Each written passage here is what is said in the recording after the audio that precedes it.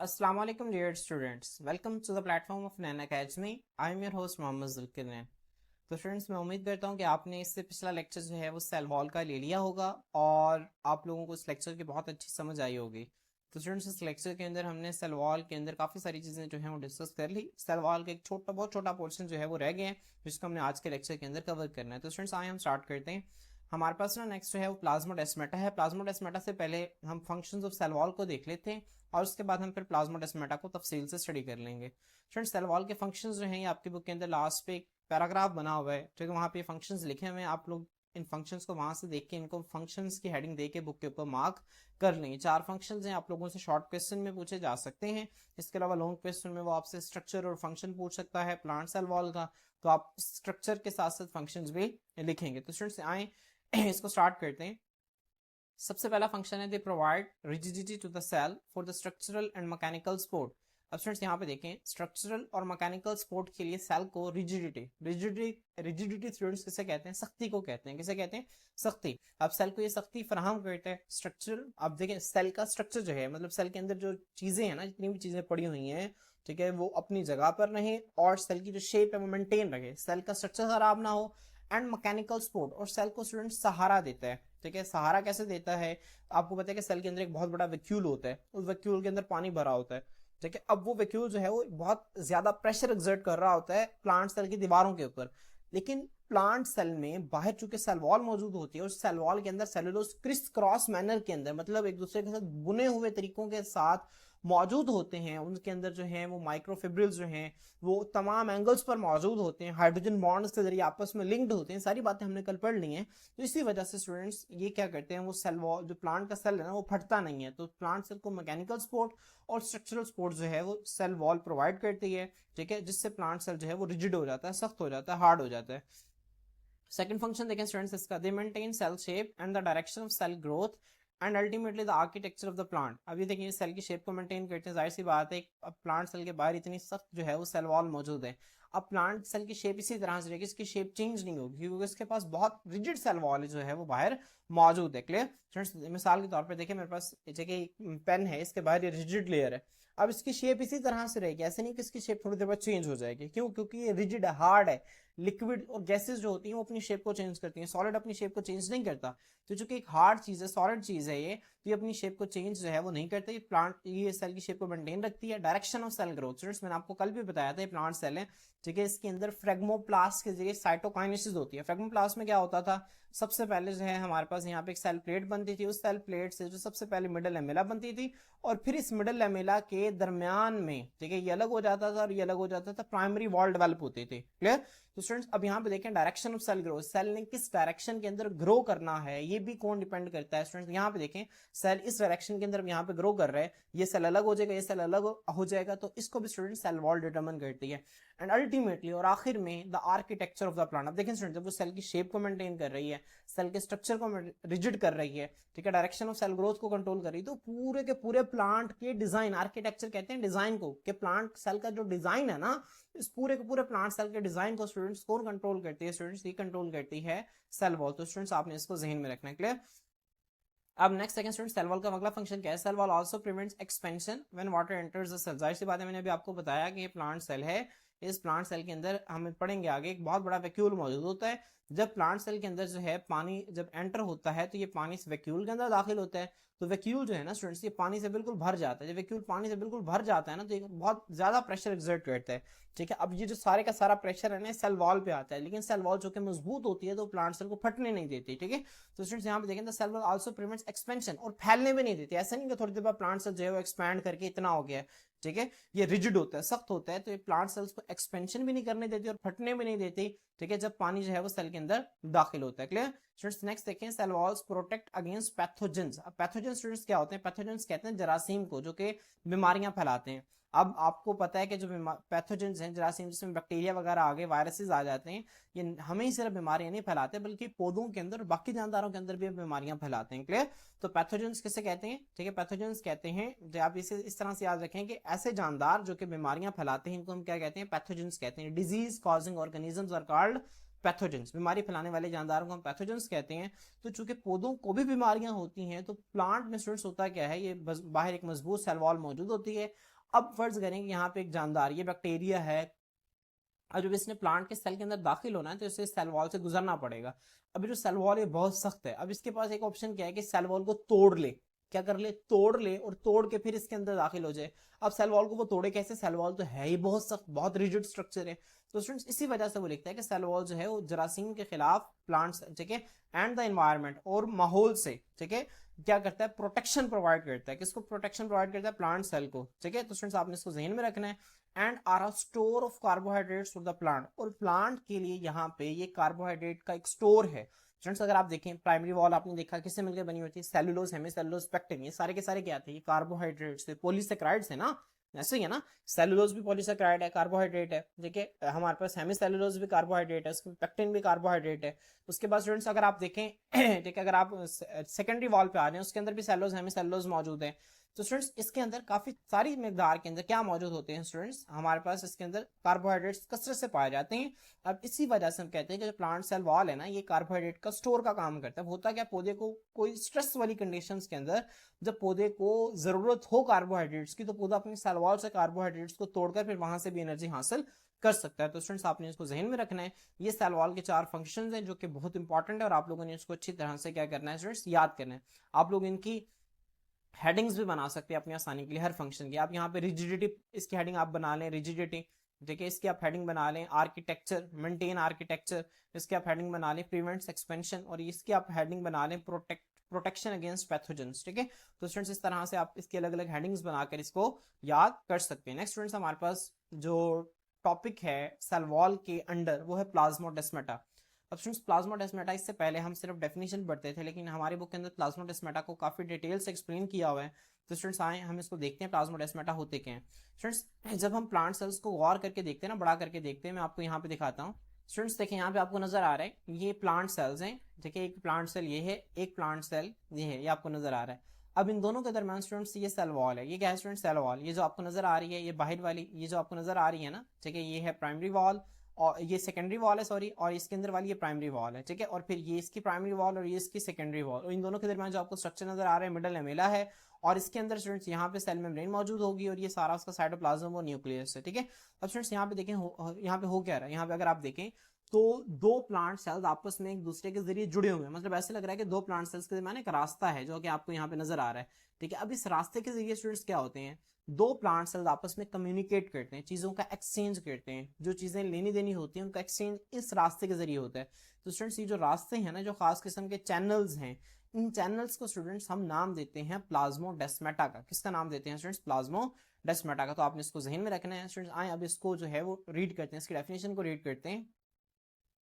Students देखें plasmodesmata क्या है, प्लाज्मोडेस्माटा सिंगुलर प्लाज्मोडेस्मा और स्मॉल चैनल्स, छोटे छोटे रास्ते हैं that directly connect the cytoplasm of neighbouring plant cells to each other, जो कि बराह रास्त दो साथ, मतलब हमसाए, नेबरिंग का मतलब क्या होता है, हमसाए, मतलब जो दो साथ प्लांट सेल्स आपस में पड़े हुए हैं, उन दोनों के साइटोप्लाज्म को आपस में कनेक्ट करने का काम कौन करते हैं स्टूडेंट्स, प्लाज्मोडेस्माटा करते हैं। तो आपने इसको ज़हन में रखना है प्लाज्मोडेस्माटा के फंक्शंस क्या हैं, ठीक है। आपसे अलग से शॉर्ट क्वेश्चन पूछा जा सकता है, define plasmodesmata, write it functions.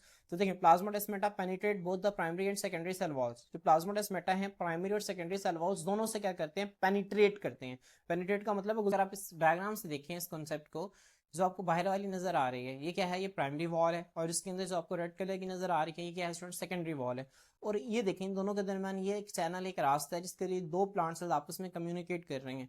तो स्टूडेंट्स ये जो रास्ता है ना, इसे हम प्लाज्मोडेस्माटा का नाम देते हैं। प्लाज्मोडेस्माटा क्या है students, plasmodesmata penetrate both the primary and secondary cell walls. ये प्राइमरी और सेकेंडरी सेल वॉल्स दोनों से क्या करती है स्टूडेंट्स, पेनिट्रेट करती है। तो आपने इसको जहन में रखना है स्टूडेंट्स। अगर आप यहाँ पे देखें ना आपकी बुक के अंदर यहाँ पे जो अंदर वाली मेम्ब्रेन है इसे प्लाज्मा मेम्ब्रेन के नाम से लेबल किया हुआ है, ठीक है, प्लाज्मा मेम्ब्रेन है। इसका क्या मतलब है स्टूडेंट्स, इसका मतलब ये है कि या तो ये ऐसा प्लांट सेल है जिसके अंदर सेकेंडरी सेल वॉल मौजूद नहीं है, ठीक है, ऐसी है ना, क्योंकि इसके अंदर सेकेंडरी सेल वॉल मौजूद नहीं, क्योंकि यहाँ पे देखें अगर यहाँ पे सेकेंडरी सेल वॉल होती तो वो प्राइमरी वॉल और प्लाज्मा मेम्ब्रेन के दरमियान शो करता कि सेकेंडरी वॉल है। तो ये एक ऐसा सेल है जिसके अंदर सेकेंडरी वॉल मौजूद नहीं है। तो आपने इसको जहन में रखना है। अब स्टूडेंट्स यहाँ पे अगर बिलफर्ज मैं आपको इमेजिन करूं कि एक ऐसा सेल जिसके अंदर यहाँ पे सेकेंडरी सेल वॉल जो है वो मौजूद होगी, तो स्टूडेंट्स हम इस प्लाज्मा मेम्ब्रेन को ना हम इमेजिन कर लेते हैं कि ये प्राइमरी वॉल बन जाएगी, ये जो आपको बाहर वाली नजर आ रही है स्टूडेंट्स, ये क्या बन जाएगी, सेकेंडरी वॉल बन जाएगी। ये जो आपको नजर आ रही है मिडल लैमेला बन जाएगा, और प्लाज्मा मेम्ब्रेन इसके अंदर कहीं पे लाई करेगी, ठीक है, इसको आपने ध्यान में रखना है। तो स्टूडेंट्स यहाँ पे आप देखें, फिर प्राइमरी वॉल और सेकेंडरी वॉल दोनों के दरमियान से स्टूडेंट्स यहाँ पे प्लाज्माडेस्माटा पेनिट्रेट करते हैं। तो मैं उम्मीद करता हूँ कि आप लोगों को इसका कॉन्सेप्ट जो है वो मजीद बेहतर हो गया होगा। स्टूडेंट्स अब ये क्या करते हैं, they allow certain molecules to pass directly from one cell to another. अब ये कुछ खास मॉलिक्यूल्स को अलाउ करते हैं कि वो एक सेल से दूसरे सेल के अंदर जो है वो डायरेक्टली क्या करते हैं स्टूडेंट्स, वो पेनिट्रेट कर जाएं। So they are important in cellular communication. इसी वजह से सेल्स के दरमियान राब्ते के लिए, कम्युनिकेशन के लिए जो है स्टूडेंट्स ये क्या होते हैं, बहुत जरूरी होते हैं। क्लियर? तो स्टूडेंट्स आपने इसको जहन में रखना है। अब इसके बाद फॉर्मेशन प्लाज्माडेस्माटा। प्लाज्माडेस्माटा बनते कैसे हैं स्टूडेंट्स, ये बहुत इंपॉर्टेंट है। प्लाज्माडेस्माटा की फॉर्मेशन देखें, वो कहता है plasmodesmata are form during cell division. Plasmodesmata कब बनते हैं, सेल की तकसीम के दौरान बनते हैं। अब सेल की तकसीम के दौरान कैसे बनते हैं, when parts of endoplasmic reticulum of the parent cell get trapped in the new cell wall। Students ये इंपॉर्टेंट है, देखिए यहाँ पर ये प्लांट सेल्स हैं दो, ठीक है। फिर स्टूडेंट्स वही बात, ये दो प्लांट सेल्स हैं, यहाँ पे देखें अब जब साइटोकाइनेसिस हो गई, ये इनका न्यूक्लियस अलग हो गया, इसका न्यूक्लियस अलग हो गया। अब जब यहाँ पे साइटोकाइनेसिस होगी तो दरमियान में स्टूडेंट्स क्या बनेगा, फ्रेगमोप्लास्ट बनेगा। फिर उस फ्रेगमोप्लास्ट से स्टूडेंट्स यहाँ पे इस तरह से एक सेल प्लेट बनेगी। फिर इस सेल प्लेट से स्टूडेंट्स होगा क्या, ये जो बाहर वाली है इससे सबसे पहले मिडल एमेला बनेगा, और मिडल एमेला के दरमियान में प्राइमरी वॉल एक्सपैंड कर जाएगी। बात हमने कल पढ़ी थी। तो स्टूडेंट्स अब जब यहाँ पे मिडल एमेला और प्राइमरी वॉल बन रही होती हैं, तो ये जो पेरेंट सेल है ना, इसके एंडोप्लाज्मिक रेटिकुलम के कुछ टुकड़े, एंडोप्लाज्मिक रेटिकुलम के स्टूडेंट्स क्या, कुछ टुकड़े यहाँ पर क्या हो जाते हैं, आके इंट्रैप हो जाते हैं। मिसाल के तौर पर मैं आपको यहाँ पे बता देता हूँ इस तरह से, ये एंडोप्लाज्मिक रेटिकुलम का एक टुकड़ा, ये एंडोप्लाज्मिक रेटिकुलम का दूसरा टुकड़ा, और ये इसका तीसरा टुकड़ा, ठीक है। तो स्टूडेंट जब यहाँ पे आके ये इंट्रैप हो जाते हैं ना, तो जब दो सेल्स अलग अलग हो जाते हैं ना, तो एंडोप्लाज्मिक रेटिकुलम के जो टुकड़े हैं ना स्टूडेंट्स, ये इन्हीं सेल वॉल्स के दरमियान धसे हुए होते हैं, समझ आ रही है, इन्हीं सेल वॉल्स के दरमियान धसे हुए होते हैं, और ये बाद में एज अ प्लाज्माडेस्माटा एक्ट करते हैं, एक सेल से दूसरे सेल में चीजों की ट्रांसपोर्ट को रिस्पॉन्सिबल करते हैं, ठीक है, ट्रांसपोर्ट के जिम्मेदार हैं। अब यहाँ पे देखें स्टूडेंट, मैं दोबारा पढ़ता हूँ, प्लाज्माडेस्माटा आर फॉर्म्ड, ये तब बनते हैं जब ड्यूरिंग सेल डिवीजन, सेल की तकसीम के दौरान, पार्ट्स ऑफ एंडोप्लाज्मिक रेटिकुलम, यहाँ पे देखें सेल के अंदर एक ऑर्गेनाली होती है जिसको हम एंडोप्लाज्मिक रेटिकुलम कहते हैं, जो आपको यहाँ पे नजर आ रही है, ये एंडोप्लाज्मिक रेटिकुलम है students, endoplasmic reticulum of the parent cell. वो पेरेंट सेल का मतलब वो सेल जिससे दो नए सेल्स बन रहे हैं, ठीक है, ये एक ये सेल है, इससे दो नए सेल्स बन रहे हैं, तो ये पेरेंट सेल है, और ये दो डॉटर सेल्स हैं। तो पेरेंट सेल के एंडोप्लाज्मिक रेटिकुलम के कुछ टुकड़े गेट ट्रैप, ट्रैप का मतलब होता है कैद हो जाना, ठीक है, in the new cell wall, नहीं बनने वाली सेल वॉल के अंदर जब कैद हो जाते हैं स्टूडेंट्स, तो इस तरह से प्लाज्माडेस्माटा बनती है। ये बहुत इंपॉर्टेंट है, बहुत इंपॉर्टेंट, आपसे शॉर्ट क्वेश्चन पूछा जा सकते हैं, तो आप लोगों ने प्रॉपर डायग्राम के थ्रू इसको ड्रॉ करना है, ठीक है। आप लोग इस तरह से ये डायग्राम जो है प्रॉपर बुक पेज के ऊपर ड्रॉ भी करेंगे, तो स्टूडेंट्स आपने इसका भी ध्यान रखना है। क्लियर? स्टूडेंट्स इसको मजीद मैं आपको डिटेल से इस डायग्राम के अंदर दिखाता हूँ। स्टूडेंट्स यहाँ पे आप देख सकते हैं कि यहाँ पे आपको नजर आ रहा है कि एक प्लांट सेल है, देखिए यहाँ पे मैंने आपके लिए शो कर दी है। अब ये वेजिकल्स हैं, जो कि मैंने आपको बताया था ना, गोल्जी ऑपरेटस से वेजिकल्स आती हैं, उस सेल के दरमियान में अरेंज होती हैं, फ्रेगमोप्लास्ट बनाती हैं, जिसको हम सेल, फिर फ्रेगमोप्लास्ट से सेल प्लेट बनती है, जैसे कि आपको यहाँ पे नजर आ रहा है। अब स्टूडेंट्स ये जो सेल प्लेट है ना, ये मिडल लैमेला बनाती है, और फिर इसके दरमियान जो है वो प्राइमरी वॉल डेवलप होती है। देखिए यहाँ पे मिडल लैमेला बन रही है, और मिडल लैमेला के दरमियान में स्टूडेंट्स क्या हो रहा है, प्राइमरी वॉल जो है वो फिर जो है वो बन रही है, और फिर दो प्लांट सेल्स अलग अलग हो रहे हैं। अब इस दौरान क्या होता है स्टूडेंट्स, पेरेंट सेल जो है, ये वाला जो पेरेंट सेल है, इसके एंडोप्लाज्मिक रेटिकुलम के कुछ टुकड़े इस तरह यहाँ पे आके ट्रैप हो जाते हैं स्टूडेंट्स। अभी जो ट्रैप हो जाता है ना हिस्सा, ठीक है, एंडोप्लाज्मिक रेटिकुलम का वो हिस्सा जो कि ट्रैप हो गया, इसको हम डेस्मोट्यूब्यूल कहते हैं। डेस्मोट्यूब्यूल स्टूडेंट्स आपकी बुक के अंदर नहीं लिखा हुआ, लेकिन एज अ जनरल इन्फॉर्मेशन आपको ये बात पता होनी चाहिए। डेस्मोट्यूब्यूल क्या होता है, आप इसको वैसे बुक के ऊपर लिख लें। डेस्मोट्यूब्यूल क्या होता है, central apprised form of endoplasmic reticulum. Apprised का क्या मतलब होता है स्टूडेंट, जिससे बहुत जोर से दबा दिया जाए, उसे ठीक है, उसे कहते हैं अप्रेस्ड। तो एक तो ये सेंटर में होते हैं प्लाज्माडेस्माटा के, ठीक है, एक सेंटर में, और दूसरा अप्रेस्ड, बहुत मजबूती से दबाए हुए क्या होते हैं स्टूडेंट्स, एंडोप्लाज्मिक रेटिकुलम की शक्ल होती है, जिसे हम डेस्मोट्यूब्यूल का नाम देते हैं। Is often found at the core of each plasmodesmata. ये अक्सर कोर कहते हैं सेंटर को, हर प्लाज्माडेस्माटा के सेंटर में ये क्या होते हैं स्टूडेंट्स, ये पाए जाते हैं, ठीक है। और यही जो डेस्मोट्यूब्यूल है ना, ठीक है, डेस्मोट्यूब्यूल क्या है बेसिकली, ये एंडोप्लाज्मिक रेटिकुलम के वो हिस्से हैं जो कि प्लाज्माडेस्माटा के कोर के अंदर पड़े हुए हैं। तो स्टूडेंट्स यही डेस्मोट्यूब्यूल या यही parts of endoplasmic reticulum plasmodesmata develop करने के अंदर अपना एक रोल प्ले करते हैं। तो स्टूडेंट्स आपने इसको ध्यान में रखना है। अब स्टूडेंट्स लास्ट में बुक में ना कुछ बॉक्सेस बने हुए हैं, आपने इन बॉक्सेस को भी देख लेना है। अब एक बॉक्स बना हुआ plasmodesmata and debate on cell theory. अब स्टूडेंट्स सेल थ्योरी कहती है कि जितने भी जानदार हैं, ठीक है, वो इंडिविजुअल यूनिट्स अलग अलग सेल से मिलकर बने हुए हैं, ठीक है। अब वो जो सेल्स है ना वो क्या है, सेपरेट है। अब स्टूडेंट्स यहाँ पे प्लाज्माडेस्माटा में अब एक जो कॉन्सेप्ट आता है ना प्लाज्माडेस्माटा का, इसके अकॉर्डिंग एक ये प्लांट सेल है, ये आगे दूसरे प्लांट सेल से जुड़ा हुआ है। अब दूसरा प्लांट सेल स्टूडेंट्स आगे जो है वो तीसरे प्लांट सेल से जुड़ा हुआ है। अब स्टूडेंट्स यहाँ पे प्लाज्मोडेस्माटा का सेल थ्योरी के साथ ना कंट्राइंडिकेशन आ जाती है, यहाँ पे एक डिबेट स्टार्ट हो जाती है। कुछ साइंटिस्ट कहते हैं कि जो प्लाज्मोडेस्माटा है ये सेल थ्योरी में एक एक्सेप्शन है। क्या है? एक्सेप्शन है। अब एक्सेप्शन किस तरह से इसको देखते हैं। वो कहते हैं plasmodesmata have caused debate, debate कहते हैं बहस को, अमंग साइंटिस्ट, साइंटिस्ट के दरमियान रिगार्डिंग सेल थ्योरी के अकॉर्डिंग। ठीक है, सेल थ्योरी के लिहाज से प्लाज्मोडेस्माटा की वजह से साइंटिस्ट के दरमियान डिबेट होती है। क्या डिबेट है? सम साइंटिस्ट सजेस्ट दैट, कुछ साइंटिस्ट तजवीज करते हैं कि the cells of higher plants are not really cells since they are not physically separated और independent from one another. Students वो कहते हैं कि जो हायर प्लांट्स है ना, हायर प्लांट्स मतलब स्टूडेंट्स वो जो बड़े प्लांट्स हैं जिनके अंदर, ठीक है आप ये समझें हायर प्लांट्स और लोअर प्लांट्स में क्या फर्क होता है। ऐसे प्लांट्स जिनके अंदर जाइलम और फ्लोएम होते हैं, ठीक है, जिनके अंदर जाइलम और फ्लोएम होते हैं इनको हम हायर प्लांट्स कहते हैं। जिनके अंदर ये नहीं होते इनको हम लोअर प्लांट्स कहते हैं। तो आपने इसको ध्यान में रखना है। हायर प्लांट्स में जाइलम और फ्लोएम होते हैं। ठीक है, जाइलम और फ्लोएम क्या होते हैं आपने 9th क्लास के अंदर पढ़ा हुआ है। जाइलम जो है पानी का ट्रांसपोर्ट करता है, फ्लोएम जो है खुराक के ट्रांसपोर्ट करता है। तो आपने इसको ध्यान में रखना है। तो स्टूडेंट्स वो कहते हैं जो हायर प्लांट्स हैं उनके अंदर जो सेल्स है ना वो हकीकत में सेल्स नहीं है, क्योंकि हम सेल कहते हैं, सेल तो एक इंडिविजुअल यूनिट है ना, जिसके बाद सेल मेम्ब्रेन है, जिसके अंदर न्यूक्लियस है, ठीक है, और अपना काम जो है वो खुद कर रहा है। तो स्टूडेंट्स यहाँ पे वो कहते हैं कि सेल्स नहीं है। क्यों सेल्स नहीं? क्योंकि ये प्लाज्मोडेस्माटा की वजह से आपस में इंटरकनेक्टेड हैं। ठीक है, तो ये एक डिबेट है, ये छोटा सा बॉक्स है, आप लोगों ने इसको रीड कर लेना है। इसके बाद स्टूडेंट्स यहाँ पे इंपॉर्टेंट शॉर्ट क्वेश्चन है आप लोगों का कि सेल वॉल ऑफ डायटम्स। अब डायटम स्टूडेंट्स क्या होते हैं? मैंने अभी आपको जब पिछला लेक्चर में पढ़ा था वहां पे हमने किंगडम प्रोटिस्टा पढ़ा था। किंगडम प्रोटिस्टा में मैंने आपको बताया था 3 तरह की कैटेगरीज हैं, animal like protist, plant like protist और फंजाई लाइक प्रोटिस्ट। अब स्टूडेंट्स वहां पे जो प्लांट लाइक प्रोटिस्ट थे ना, जिसको हमने किसका नाम दिया था स्टूडेंट्स, जिसको हमने एल्जी का नाम भी दिया था, आपको याद है ना। प्लांट लाइक प्रोटिस्ट को हम एक और नाम देते थे, दैट वाज एल्जी। तो स्टूडेंट्स अब उस एल्जी की ना अलग अलग, इसके अंदर अलग अलग तरह के जानदार आते हैं। ठीक है, अलग अलग तरह के जानदार इसके अंदर आते हैं। तो इसके अंदर एक तरह के जो जानदार है ना उन्हें हम डाई एटम्स कहते हैं। क्या कहते हैं स्टूडेंट्स? डाई एटम्स कहते हैं। तो आपने इसको जहन में रखना है। अब वो कहता है students the group of algae, algae का एक जो ग्रुप होता है ना जिसे हम डायटम्स कहते हैं। मैंने आपको बताया ना एल्जी क्या होते हैं, बेसिकली प्लांट लाइक प्रोटिस्ट हैं जिसे हम डायटम्स कहते हैं। सिंथेसाइज देयर सेल वॉल्स, ये अपनी सेल वॉल्स को तैयार करते हैं फ्रॉम सिलिसिक एसिड। स्टूडेंट्स बहुत इंपॉर्टेंट एमसीक्यू है कि डायटम्स की सेल वॉल जो है वो किस मटेरियल से तैयार होती है? सिलिसिक एसिड से। ठीक है, अब स्टूडेंट्स ये सिलिसिक एसिड क्या होता है नीचे में देखिए, मैंने आपको डायग्राम में शो भी कर दिया है। ये सिलिसिक एसिड का फॉर्मूला आप लोग इसे बुक के ऊपर ड्रॉ भी कर लें, SiOH4। ठीक है, सिलिकॉन टेट्राहाइड्रोक्साइड, ये इसका फार्मूला होता है, आप लोग इसे ड्रॉ भी कर लेंगे, सिलिसिक एसिड का फार्मूला है। अब स्टूडेंट्स ये सिलिसिक एसिड क्या करता है स्टूडेंट्स, जब काफी सारे सिलिसिक एसिड आपस में मिलते हैं ना, ठीक है, तो हमारे पास एक लंबी चेन बनती है सिलिसिक एसिड की। यहाँ पे देखें acid is पोलीमराइज्ड।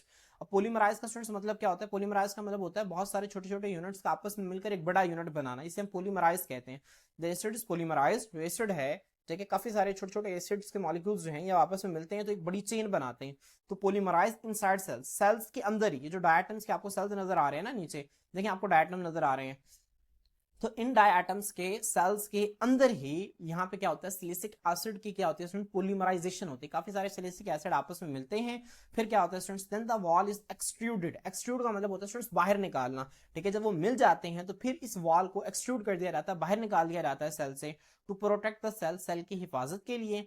The synthesis of silica cell walls, ठीक है, अभी जो सिलिसिक एसिड या फिर सिलिका सेल वॉल्स वाली जो सिंथेसिस है ना, तैयारी है, इसको कम एनर्जी रिक्वायर होती है। इसी वजह से एल्जी है ना जो हायर ग्रोथ रेट शो करते हैं डायटम्स के अंदर। ठीक है, डायटम स्टूडेंट्स एक किस्म की एल्जी है, और जो एल्जी है ना ये बड़ी तेजी से ग्रो करती है, बहुत तेजी से ग्रो करती है। क्यों स्टूडेंट्स? क्योंकि जब एल्जी ने ग्रो करना है, अपने सेल्स को सेपरेट करना है, तो उनके बाहर जो सेल वॉल बनानी है, उस सेल वॉल को बनाने के लिए, जो कि वो सिलिसिक एसिड से बनती है, सिलिसिक एसिड बनाने के, सिलिसिक एसिड के जो सेल वॉल्स है ना, इनको बनाने के लिए एनर्जी कम चाहिए। जिसको बनाने के लिए एनर्जी कम चाहिए वो ज्यादा तेजी से चीज बन सकती है। तो इसी वजह से वो कहता है कि एल्जी के अंदर जो है, डायटम्स के अंदर या एल्जी के अंदर हायर ग्रोथ रेट्स क्यों होते हैं? क्योंकि उनके अंदर सिलिका सेल वॉल्स मौजूद होती हैं और उनकी सिंथेसिस के लिए कम एनर्जी रिक्वायर होती है।